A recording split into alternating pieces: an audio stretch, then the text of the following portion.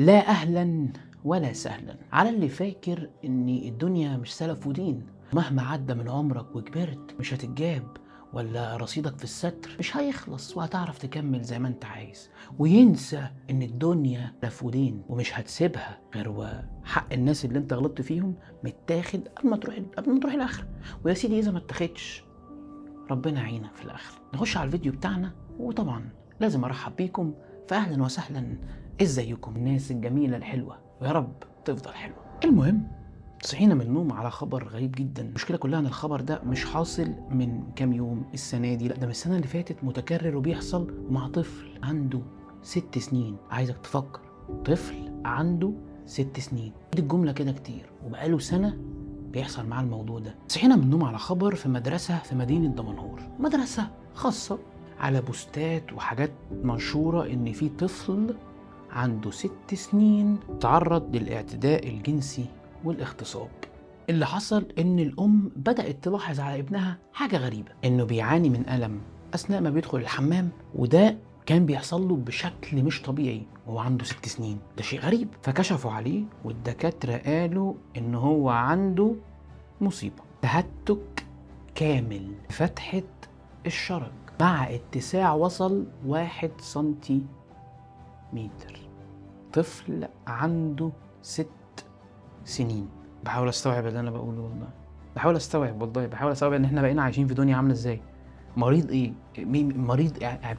انت متخيل معايا ان هي ممكن توصل لدرجه الناس تقول ان هو مريض، وفي ناس ممكن تقول هو مريض تعبان، لازم نستحمل. التفاصيل اللي اتقالت ان الطفل لما تعرض وكانوا بيسالوه حصل له ايه، قال ان هو حصل له الكلام ده من حد في المدرسه عنده 80 سنه. 80 سنه، حد كبير، راجل عنده 80 سنه. باقي له ايه في عمره؟ عشان ده الواحد من دلوقتي بقى بيفكر ان هو ممكن يروح في اي لحظه. وقال ان هو حكى المدرسه في المدرسه وما عملتش حاجه كمان، وكان في داده هي اللي بتوديه للي بيعتدي عليه. الراجل مريض، الداده ايه نظامها؟ مريضه هي كمان بتحب تتفرج؟ ايه بجد؟ فلوس؟ بتاخدي فلوس؟ وان مديره المدرسه كانت عارفه. الله، ده الرباطيه بقى. وقال ايه؟ جابت الموظف او الشخص اللي عنده 80 سنه اللي عمل كده قدام الطفل، وضربته بالعصايه وقالت له خلاص انت كده خدت حقك. والله بحاول استوعب الموقف والله بجد. والمعتدي هدده ان لو عمل اي حاجه او قال لاي حد اللي حصل هيموت باباه ومامته. الولد عرف ان هو هيسافر وهيروح يعيش مع باباه، فقرر ان هو هيعرف يبعد عن التهديد ده، فقرر يتكلم. ولما كان الراجل ده بيعتدي عليه، كان بيعتدي عليه في المدرسة أو في جراج المدرسة في عربية قديمة، والاعتداءات دي كانت بقالها سنة كاملة. المهم، قبل ما نعرف الإجراءات اللي حصلت واللي هيحصل، وإذا الموضوع كمل ممكن يبقى في فيديو تاني ونقول لكم إيه اللي حصل بالظبط مع الحيوان ده. ما ينفعش نقول عليه إنسان، ما ينفعش بجد ما ينفعش. بس إيه، خلينا نشوف اللي أنا عايز أقوله لك. أنت وهي والناس الكبار والشباب اللي هيقبلوا على جواز او اللي اتجوزوا عندهم عيال، ايا يكن كان سنك كام، الخاطرين لما تكبر ويبقى عندك عيال، قرب منهم واسمعهم، اتكلم معاهم واعرف مالهم، خليهم يقولوا لك اي حاجه بتحصل، ودافع عنهم، خد حقهم وما تسيبوش. دي اول حاجه. تاني حاجه، لو انت صغير سنك كام حصل معاك اي حاجه، ما تخافش، اتكلم، قول اللي حصل. محدش هيشوفك وحش، محدش هيخاف منك، محدش هيقول ايه ده بص حصل له ايه. انت مالكش دعوه، قول اللي حصل، ما تخافش من حد، واحنا هنجيب لك حقك، والقانون هيجيب لك حقك، ومش هنسيب حقك، وعمر ما اهلك هيسيبوا حقك، وعمر ما اهلك هيشوفوك وحش، ولا انتي ولا هو. محدش يسكت. مفيش حاجه اسمها صاحبي يهزر معايا يحط ايده هنا ولا يحط ايده هنا ولا تحط ايديها هنا. في اماكن ما ينفعش تتلمس يا جماعه، في اماكن ما ينفعش اصحابنا يهزروا معانا فيها، عشان الناس خلاص بتتجنن. بقى عادي نهزر مع بعض في اي حته قدام كل الناس، بنهزر مع بعض كده. ايه هنوصل لايه؟ عايزيننا نوصل ليه اكتر من كده؟ فلو سمحتوا محدش خاف، متخافش من حد، حقك هيجيلك تالت ومتلت في اي حته. اتكلم وقول.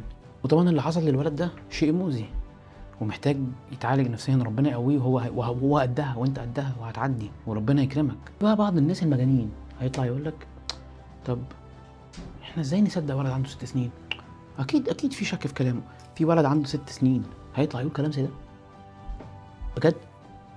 بجد يعني انت متخيل ان دادا كانت بتاخد الولد يروح يحصل فيه الحاجات دي، وبعدين تاخده تنشف له عرقه وتلبسه وترجعه الفصل؟ وكل ده كان بيحصل قدامه وهيبقى بيألفه من واقع خياله وعنده 6 سنين. يا جدع يا جدع، ده شكل الراجل اللي عنده 80 سنة مش هيبقى هو بس اللي تعبان، ده ناس كتير هتبقى تعبانة بقى على كده. طبعا والدة الولد أخدت كل الإجراءات وما سكتتش، وربنا يعينها ويقويها. ويعني بجد انت ست عظيمة وما تسيبيش حقك. المفروض كل الإجراءات هتتاخد وهنقول ايه اللي حصل بالظبط، ولكن ما تسكتوش. ما تسكتوش عشان خاطر حد يهدد ولا حد يقول لك ما حصلش حاجة ولا يحاولوا يسكتوك بكلمتين. دي حاجات ما يتسكتش عليها أبدا. والموضوع ما ينفعش عادي كده خالص. يعني اللي احنا هنقول اللي هو المفروض يحصل ان المفروض الموضوع يمشي من اول المديرة صاحبة المدرسة لحد الحيوان، كله لازم يتحاسب وقوي. حاجة غريبة بقى، قال ايه عايزين يدخلوا بقى، عارفين حاجة اسمها فتنة الطائفية، اللي هو عشان خاطر الراجل ممكن يكون مسيحي فبقى عايزين يعملوا مشاكل ان هو مسيحي فما ينفعش نحاسبه كذا، هيقولوا ان احنا بنحاسب المسيحيين بالطريقة كذا او مسلم او كذا. يا جماعة احنا كلنا واحد. قضية زي دي مشكلة زي دي مش فارق انت لونك ايه دينك ايه، بجد والله احنا كلنا فوق راس بعض، كلنا بنحترم بعض وبنحترم ديانات بعض. بس حاجة زي دي فيها دين؟ حاجة زي دي بنفكر في انا ايه وانت ايه وهو لونه ايه وده شكله؟ بجد اكيد طبعا لا. وعلى فكرة الناس بتحاول تعمل الكلام ده عشان الموضوع ايه، يهدى ويتقفل ويعدي كده ولا كأن حصل اي حاجة والناس تنسى وتعيش. بس ان شاء الله مش هيحصل. ما حدش يزعل ويقول ايه ده انت بتقول عليه حيوان انت بتغلط فيه، ولا والله شفته في قدامي هقول له حيوان، ولو اقدر اعمل اكتر من كده هعمل. ولازم يتعاقب، ولازم يتعاقب قدام كل الناس، لازم كل الناس تشوف هيحصل فيه ايه بجد. ليه؟ عشان لو في مريض اجن منه، عشان ده لو عدى كده هيطلع لنا واحد اجن منه يعمل حاجه اجن والله، يعرف ايه اللي ممكن يحصل له عشان مرضه ما يتغلبش عليه.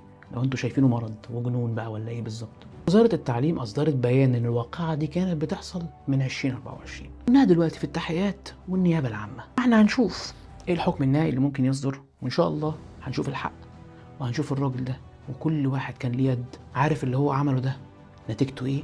إن شاء الله هتكون نتيجته وحشة جدا جدا قبل ما تقابلوا ربنا، عشان النتيجة اللي عند ربنا إن شاء الله هتبقى أوحش. خدوا بالكم من نفسيكم، خدوا بالكم من اللي حواليكم، خدوا بالكم من إخواتكم، خدوا بالكم من اصحابكم، خدوا بالكم من عيالكم، واسمعوا اسمعوا وما تحكموش وما تخافش، اتكلم وقول كل اللي عندك وما تنساش، ما تخليش حد يلمسك من اي حتة.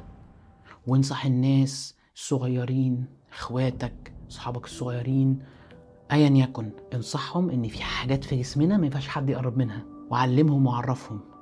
واهم حاجة تعلمهم انهم ما يسكتوش ابدا، عشان الواحد مبقاش عارف هنوصل ليه. يعني 80 سنة ومجنون كده، هنوصل لأجل من كده ايه؟ هنشوف أكتر من كده ايه؟ كفاية بجد والله، كفاية عشان الدنيا بجد والله العظيم. يعني ربنا يسترها علينا ويحمينا. خدوا بالكم من نفسيكم وخدوا بالكم من اللي حواليكم، وإن شاء الله الموضوع مش هيعدي كده. كل واحد هنشوف فيه كل حاجة المفروض نشوفها وأكتر إن شاء الله. وإذا حصل أي حاجة جديدة إن شاء الله هحاول أعرفكم. بس مش عارف اقول لك اعمل لايك وسبسكرايب ولا اعمل ايه بجد، عشان انا بتكلم في مواضيع دي ما بقاش عارف اقول ايه بجد والله. المهم خد بالك من نفسك. اشوفكم ان شاء الله في فيديو جديد مش زي ده، يكون في حاجات حلوه ويبعد عننا كل الاخبار الوحشه ان شاء الله، وانت واخد بالك من نفسك المره الجايه.